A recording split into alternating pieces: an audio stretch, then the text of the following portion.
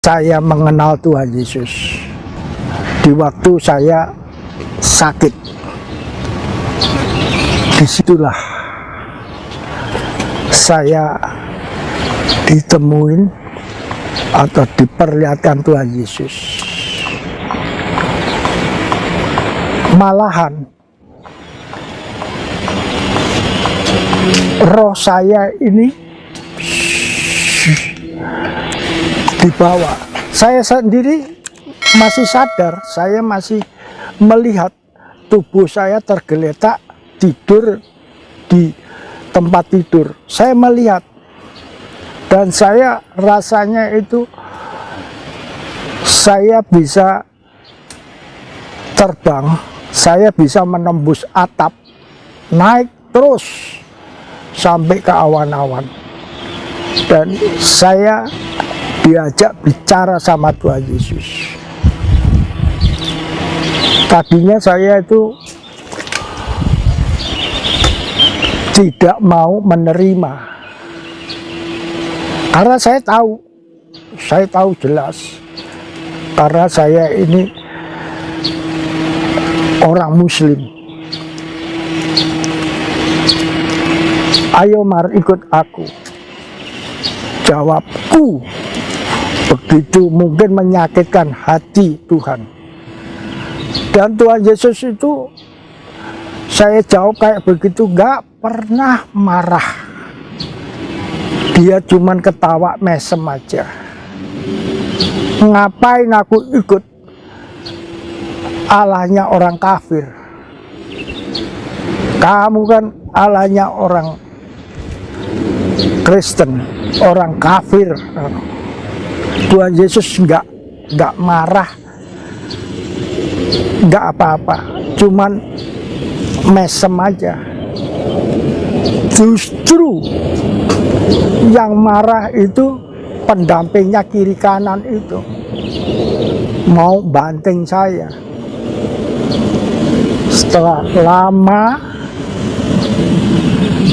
saya diajak bicara dan saya dielu-elukan. Saya rasanya kayak disayang, kayak anak kecil. Akhirnya saya sadar, saya diam aja. Tadinya saya berontak terus, ngeyel, istilahnya orang Jawa ngeyel, ngengkel, ngotot. Saya tidak mau, tapi hasilnya lama-lama saya sadar, diam saja. Akhirnya saya dikembalikan lagi ke rumah saya, ke tubuh saya. Dan waktu itu saya terus langsung sembuh, segar.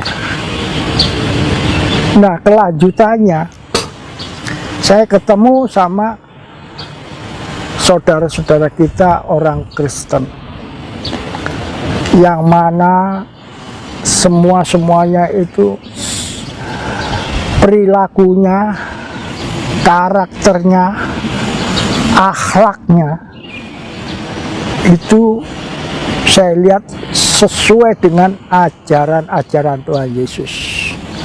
Apa itu ajaran Tuhan Yesus? Ajaran Tuhan Yesus itu banyak sekali. Namun saya ambil intinya satu, adalah kasih. Hanya kasih. Saya dibawa ke Baitullah. Apa Baitullah? Gereja. Disitulah saya banyak dikasih pelajaran. Pelajaran itu sampai saya bingung, karena ada dua kata-kata, yaitu tadi, ini doktrin apa dogma. Ini dogma apa ini doktrin, tinggal pilih aja. Karena itu sesuai dengan hukum Allah, sunatullah. Apa sunatullah? Itu sunatullah adalah hukum Allah, ketetapan Allah. Ketetapan Allah itu enggak banyak-banyak, cuma dua. Ada siang, ada malam. ada laki-laki, ada perempuan, ada baik, ada buruk, ada benar, ada salah. Cuman itu selanjutnya yaitu hanya dua, tinggal pilih. Kenapa tinggal milih? Karena itu sifat Allah itu Ar-Rahman dan Ar-Rahim. Tuhan Yesus tidak diktator atau kamu harus ini, tidak. Tinggal pilih aja. Semuanya itu dipertanggungkan masing-masing. Inna dina indahil Islam. Ya itu tidak pernah saya ucapkan. Yang jelas itu ada kaitannya. Kenapa nggak pernah saya uraikan? Karena semua ada kaitannya dengan la haula wala quwata illa billah. Ayatnya di mana? La haula wala quwata illa billah di Roma 3. Yang mana Roma 3 menjelaskan tidak ada manusia, semuanya benar, semuanya adalah berdosa. Makanya itu turun ayat lakum dinukum waliyadin. Nafsi-nafsi masing-masing, ke kiri apa ke kanan, itulah kebesaran daripada Tuhan kita. Tuhan kita tidak pernah memaksa. Semua diberikan satu pilihan. Silakan untuk memilih ke kiri apa ke kanan, ke atas atau ke bawah. Namun semuanya ada ayat juga. Lebih baik pikiri hal-hal yang di atas daripada hal-hal yang di bawah. Semuanya tercantum pada Alkitab. Jadi saya ini berbicara tidak ngarang, tidak ngawur. Semua berdasarkan Alkitabiah. Semua ada ayat-ayatnya. Oke, setelah Bapak memilih Yesus, kan berakibat buat Bapak. Iya. Bapak ditinggalkan oleh anak, istri, keluarga. Nah, apa Bapak tidak merasa rugi itu, Pak? Semuanya menurut saya hal-hal yang di dunia ini itu sia-sia belaka. Yang jelas itu tadi ada ayat, pikirkan hal-hal yang dari atas daripada yang atas. Janganlah engkau menjadi hamba uang, janganlah engkau menjadi serupa dengan dunia ini. Ada kata-kata itu. Saya datang di dunia ini tidak membawa apa-apa, dan pulang nanti pun juga tidak membawa apa-apa. Hanya satu, yaitu tadi, satu, surga pilihan saya, bukan neraka. Tinggal pilih surga apa neraka. Surga. Lantas dunia gimana? Tinggalkan, saya tinggalkan. Makanya saya jadi pemulung. Saya sudah mendapat label atau panggilan atau jabatan. Apa jabatannya? Jabatan saya, panggilan saya, label saya, orang gila. Karena semua menganggap saya ini udah gila, udah enak-enak khatam Al-Quran, ngapain masih belajar-belajar Alkitab.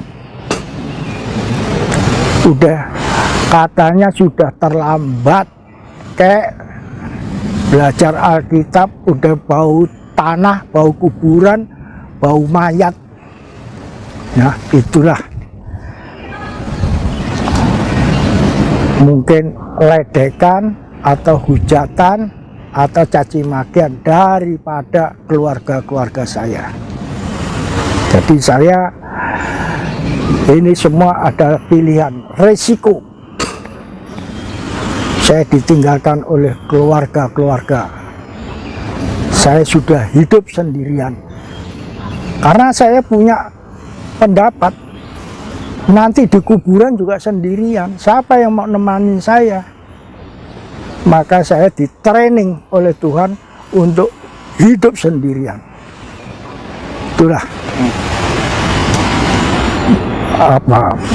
jawaban saya yang sebenar-benarnya. Ada kerinduan nggak Pak? Orang yang belum kenal Tuhan, Bapak bisa menceritakan gitu loh, supaya mereka bisa mengalami apa yang Bapak alami gitu Pak. Bukan hanya kerinduan aja. Memang itu sudah ketetapan, keharusan, perintah daripada Tuhan. Bukan perintah aja, tapi amanat agung. Di mana ayatnya? Di Matius 28. Itu harus, bahasa sananya fardu, enggak hanya fardu aja, fardu ain. Wajib kau lakukan, wajib kau sampaikan. Itu di Matius 28. Amanat agung, bahasa kerennya. Jadi saya ini enggak cuman rindu aja kalau mau, tapi kebiasaan manusia itu suka mendebat, suka ngeyel, ngengkel, ngotot, maunya enggak mau kalah, istilahnya tegar tengkuk. Masih tegar tengkuk. Jangankan kok kita ini yang masih gembel-gembel, kurang hebatnya gimana? Ini studi banding. Kurang hebatnya gimana? Fir'aun sampai dinasihatin, diperingatin berapa turah yang ditunjukkan sama Allah. Namun Fir'aun tidak berkeming. Fir'aun sendiri masih menepuk dada. Malahan Fir'aun berani untuk berbicara, akulah Allah, sembahlah aku. Kau menyembah aku, langsung dapat. Kau minta apa? Langsung. Tapi kalau minta Allahmu, kapanpun juga agak akan terjadi. Sekarang kau nyembah saya, minta apa? Kereta yang bagus, pasti terjadi, katanya Fir'aun. Tapi jangan lupa, Tuhan mendengarkan. Akhirnya berapa kali dinasihatin, begitu yang kuasa, Bapak yang di surga itu murka, dikubur dia. Fir'aun tidak seperti manusia, tapi dikubur di bawah lautan. Lautan mana? Mungkin Tiberias. Itu saya pernah baca. Jadi segala sesuatunya saya berbicara ini, bukan saya rekayasa, tapi saya atas dasar Alkitabiah. Semuanya ada di Alkitab. Kalau mau marah jangan sama saya, marah sama Alkitab. Alkitab itulah yang menuntun saya. Jadi jawaban saya seperti di dalam Alkitab. Ayat-ayatnya pun saya juga bisa menunjukkan. Sepertinya Allah yang Maha Kuasa pernah berbicara dengan manusia, merendahkan diri Allah. Ujilah aku akan membuka tingkap-tingkap langit. Kalau di mana ayatnya Mar? Di Maliaki, buka. Jadi saya enggak rekayasa. Saya berbicara ini, saya juga enggak akan nyontek di Alkitab. Saya enggak bawa Alkitab, enggak bawa apa. Alkitab saya adalah di otak saya. Semua ada masuk di otak saya. Kurang percaya, buka Maliaki 3. Akan kubukakan tingkap-tingkap langit kau. Hebatnya begitulah kebesaran Allah kita ini. Jadi semua ini tinggal terserah pada kalian-kalian itu. Mau percaya silakan, tidak percaya silakan, karena semua adalah satu pilihan. Silakan untuk memilih. Saya sendiri mengajak kalian-kalian ini untuk hidup yang benar, bukan yang baik. Kenapa? Baik belum tentu benar. Baik belum tentu benar. Contohnya, hemat pangkal kaya. Itu ajaran manusia. Tapi bagi Tuhan ditolak. Masa iya? Buka Amsal 11:24 mungkin. Ada orang yang mendebar hartanya, enggak gembel-gembel, enggak sengsara. Ada orang yang menghemat hartanya, justru kekurangan terus. Jadi rumus, dalil, ayat daripada hemat pangkal kaya itu salah. Jadi ya baik, karena itu pelajaran sekolah, tapi baik belum tentu benar untuk Tuhan. Nah, beda sekali kan pola pikir Tuhan sama pola pikir manusia. Inilah, baik belum tentu benar. Merenungkan kehidupan saya selanjutnya, karena kehidupan saya adalah seorang pemulung.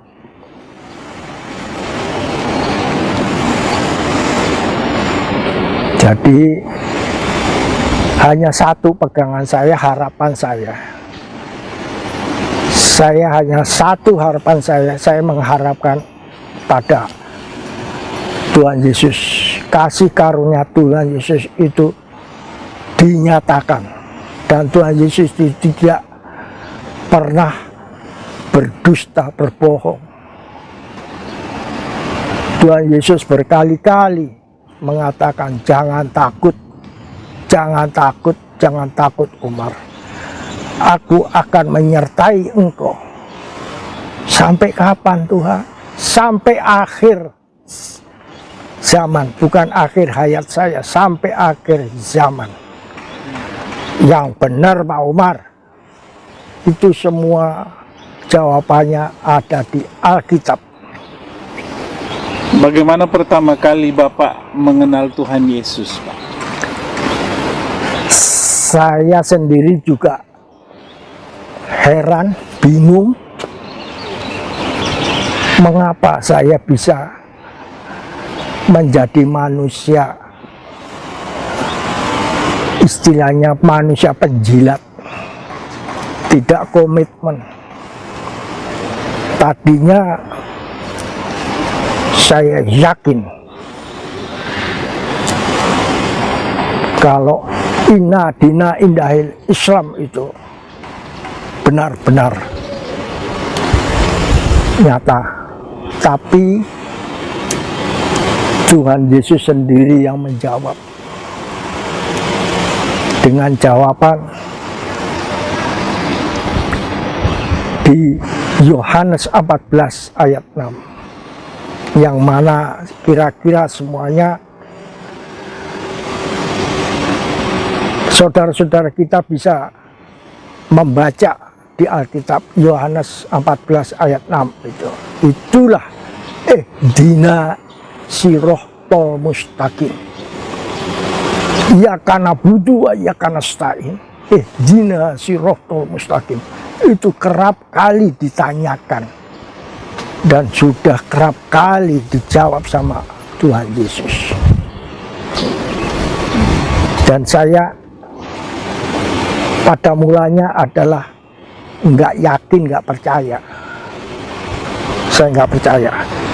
Tapi karena itu kebesaran Tuhan Yesus, kemuliaan Tuhan Yesus dinyatakan, terbukti, sekarang inilah saya benar-benar mengenal Tuhan Yesus yang sebenarnya. Perlu saya buktikan, saya nyatakan, saya anukan, karena ini benar-benar pengalaman hidup saya, tidak rekayasa, tidak saya buat-buat. Saya hingga bisa merubah puji-pujian saya dulu puji-pujian saya adalah Allahumma sholli ala Muhammad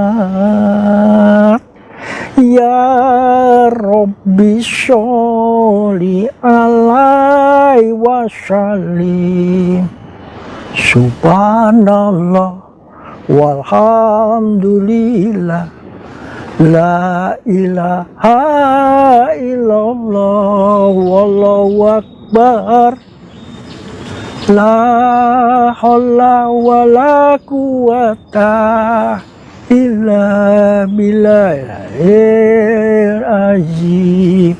Nah, sekarang sama Tuhan Yesus heran saya, lidah saya kok bisa memuji Tuhan Yesus dengan bahasa yang asing lagi. Saya kalau ditanya juga nggak ngerti apa artinya. Into my heart, into my heart, come in to my heart, Lord Jesus. Mar, artinya apa? Nggak tahu saya. Itu semua yang nyetak, yang membuat itu Tuhan Yesus sendiri. Saya kalau ditanya artinya juga nggak tahu, tapi saya bisa buktinya. Come in today, come in to stay, come into my heart, Lord Jesus. Ahlan wa syahlan, ahlan wa syahlan, marhaban ya Allah ya Jesus. Subhanallah walhamdulillah la haula wala quwata. Amin. Artinya juga sama semua, tapi saya nggak tahu, saya kurang bisa. Nah, inilah kebesaran Tuhan. Tak ada yang mustahil bagi Tuhan. Apabila sudah dibukakan pintu, nggak ada yang bisa menutupnya. Dan sudah ditutup sama Tuhan Yesus, nggak ada yang bisa membukanya. Di situ. Kalau Tuhan Yesus sudah berkehendak, manusia setolol saya bisa. Saya bisa. Karena ini semua bukan karena Umar, semua karena Tuhanku yang maha mulia, maha dahsyat. Tuhan itu hanya satu kata, kun fayakun, jadi. Gak ada yang bisa menanding. Kalau pengalaman pribadi Pak Umar, ketemu Tuhan itu seperti apa? Jadi gini Pak, kok bisa berubah total gitu loh Bapak, kan? Nah, bagaimana pengalaman pribadi Bapak? Saya sendiri heran. Kalau malam saya merenung, renungan saya kalau pagi juga saya merenung. Tapi kok saya bisa berubah total jadi orang kafir. Menurut mereka saudara-saudara kita, inna dina indahil Islam itu gak bisa saya uraikan, tapi yang jelas menyinggung perasaan saudara-saudara kita yang lain, Hindu, Buddha, Kristen, pasti hanya satulah Islam yang diridhoin oleh Allah. Menurut ya. Tapi nyatanya sekarang saya juga bingung. Kenapa saya bisa jadi orang kafir. Itulah. Dan saya yakin seyakin-yakinnya kalau Tuhan Yesus itu sekarang ini masih hidup dan masih mendampingin saya di kiri kanan saya. Dijanji Tuhan Yesus, tenang Umar, maju terus, aku menyertai engkau. Tuhan Yesus, saya yakin janji Tuhan Yesus itu nggak pernah bohong.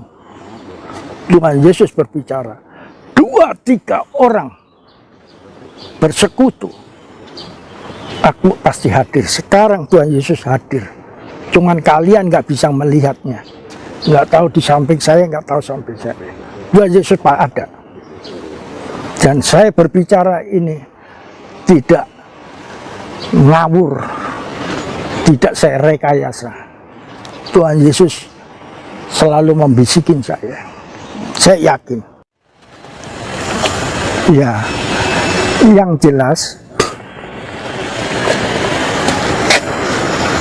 untuk intinya, kuncinya untuk bisa masuk ke surga itu hanyalah ilmunya Tuhan Yesus. Apa itu? Keselamatan Tuhan Yesus itu keselamatan. Yang jelas Tuhan Yesuslah yang sudah menebus semua dosa-dosa di dunia ini. Itu bukan pembicaraan saya, pembicaraan Tuhan Yesus sendiri. Orang ngomong itu kan paling gampang, paling pinter lah orang ngomong. Sampai orang pinter ngomong itu labelnya, jabatannya, panggilannya apa? Haji Jarkoni. Apa Haji Jarkoni itu? Bisa ngajar, nggak bisa ngelakoni. Jadi orang itu paling pinter kalau menasehati. Orang itu paling mudah jadi guru. Tapi untuk melakukannya ada ayat-ayatnya juga. Bukan saya itu merekayasa. Ayatnya di mana? Di Yakobus. Apa bunyinya? Iman tanpa perbuatan pada hakikatnya adalah mati sia-sia. Paling gampang orang itu nasihatin orang, paling gampang. Teori paling mudah, prakteknya yang paling susah.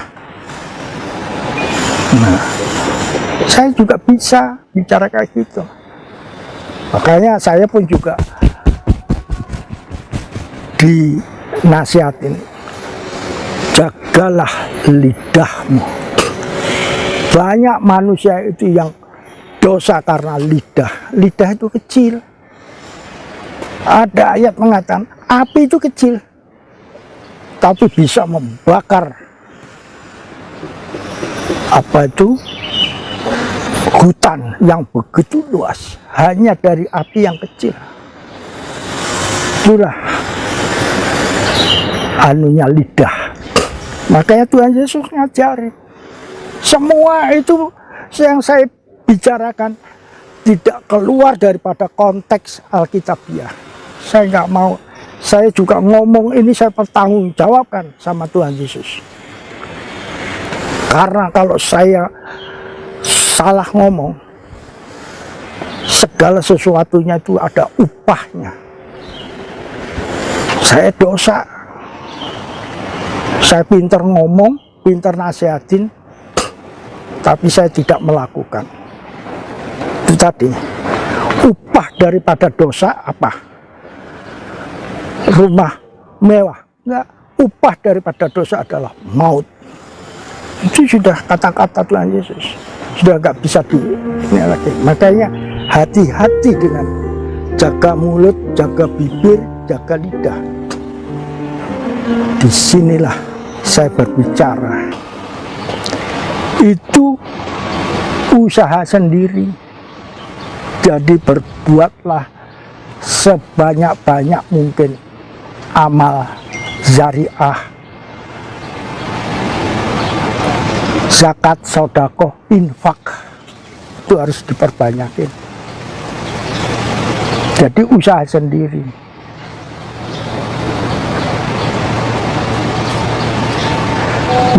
Makanya ada ayat kalau dulu, lakum dinukum waliyadin. Apa lakum dinukum waliyadin itu apa?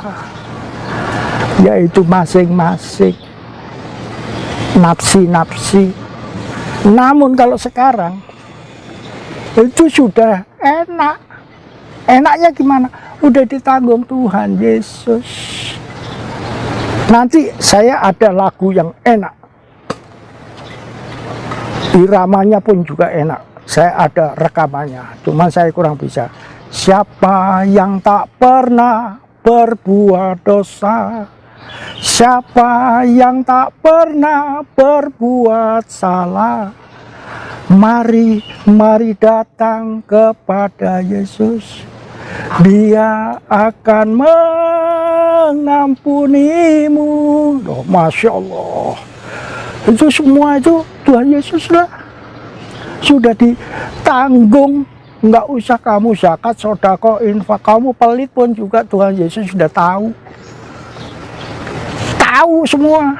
Contohnya, wanita, aku nggak punya suami Tuhan. Oh iya, sekarang nggak punya suami, tapi suamimu itu sudah 6. Tuhan Yesus tahu. Jangan ngebohong sama Tuhan Yesus. Tuhan Yesus maha tahu. Dia minta orang Samaria mungkin yang dikatakan, sekarang kau nggak punya suami, tapi suamimu sudah 6. Sampai nyembah-nyembah ini. Benar-benar Tuhan tahu. Dan Tuhan Yesus tahu. Jangan malah lagu yang nanti kalau tak bukakan lagunya enak sekali. Jangan takut mengaku salah. Jangan takut merasa dosa. Tuhan Yesus akan mengampuninya. Tuhan Yesus maha kasih. Kasih dengan apa? Dengan kasih yang setia. Ada. Yang benar Pak Umar. Ada rekaman saya di mobil. Tadi mau saya bawa. Nih, lagunya indah sekali. Yaitu tadi. Indah rencanamu Tuhan di dalam hidupku. Walau ku tak tahu dan ku tak mengerti semua jalanmu, rencanamu aku gak ngerti Tuhan. Maumu juga gak ngerti. Dulu aku gak ngerti Tuhan. Makanya aku mulutku itu gak bisa saya kendalikan. Najis, haram, ikut Tuhannya orang kafir. Dulu, maaf, tapi ku mengerti sekarang. Aku ngerti Tuhan sekarang. Maksudmu aku baru ngerti Tuhan. Indah sekali loh, itulah. Jadi saya itu berbicara ini bukan saya buat-buat, saya rekayasa, saya pemain drama, pemain watak, tidak. Saya berbicara ini benar-benar tulus. Saya takut akan Tuhanku. Karena apa? Banyak jawaban. Umurku sudah tua, sebentar lagi aku mati. Apa yang kuharapkan? Emang saya harapkan untuk bisa kaya? Enggak. Sebentar lagi aku mati. Dan aku sebentar lagi menghadap pengadilan Tuhan. Tuhan sendiri berbicara, jangan engkau menghakimi, karena penghakiman adalah hakku, kata Tuhan. Jangan engkau menghakimi, penghakiman adalah milik Tuhan. Ajaranmu hanya satu, kasih. Tuhan sampai ada kata-kata ini, saya nggak ngarang, sehati sepikir. Ada ayatnya, kau harus sehati sepikir dengan saudara-saudaramu. Kau nggak akan bisa masuk surga sebelum utangmu itu kau bayar lunas. Di mana ayatnya? Matius 5 kalau nggak salah. Jadi suruh bayar semua utang. Lah kalau utang, duit dari mana? Orang saya ini pemulung, ya Allah. Tapi bisa. Keajaiban Tuhan itu sampai di situ, ditunjukkan keajaiban Tuhan. Nah, tahu-tahu nemu dompet, isinya itu cek semua, cekcok, ya. Lunas semua. Itulah keajaiban Tuhan. Jangan engkau pelit. Tuhan ada yang menyebar hartanya, nggak gembel-gembel ya. Ada orangnya, ada. Ayatnya ada. Ayatnya di mana? Amsal 11:24. Makanya saya berbicara ini tidak lepas daripada istilahnya konteks Alkitabiah. Saya kalau berbicara itu enggak karangan, enggak mengarang, enggak mengada-ada,